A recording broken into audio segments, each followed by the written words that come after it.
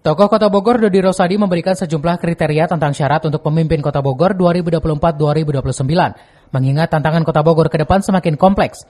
Dodi Rosadi yang pernah malang melintang sebagai birokrat dan juga sekda Kota Bogor, paham betul hal yang dihadapi, sekaligus menjadi penyangga ibu kota negara ini. Ya, saya sudah lama tinggal di Kota Bogor. Sudah pasti saya hafal apa yang harus dikerjakan. Pertama, regulasi yang melekat dengan Kota Bogor tidak sedikit. Bukan hanya regulasi pemerintah Kota Bogor dengan perda-perdanya atau perwalinya, tapi banyak peraturan pusat yang juga melekat dengan pembangunan Kota Bogor. Karena itu dibutuhkan orang yang lebih sering bersinggungan dengan pemerintahan.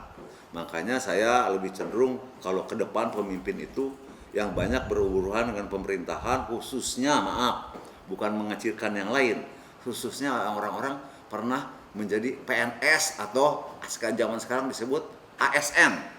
Nah, kalau PNS atau ASN itu dari awal golongan kecil aja dia udah belajar.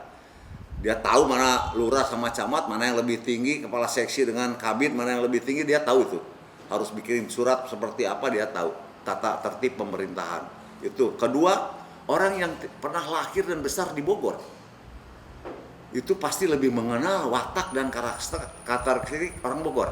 Apalagi kearifan lokalnya. Pasti lebih tahu kalau orang yang pernah lahir dan besar di Bogor.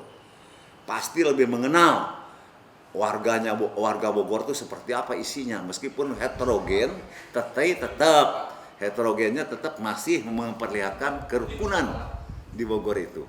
Karena itulah kita butuh minimal orang yang paham tentang Bogor.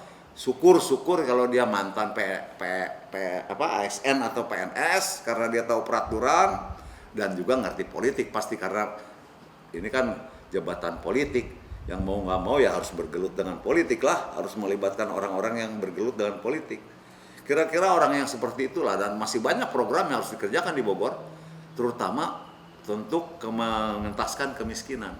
Dan biasanya orang yang datang dari latar belakang orang susah, orang prihatin, itu lebih mengenal watak-watak orang miskin yang ada di Bogor, yang bisa memajukan warga Bogor untuk lebih sejahtera.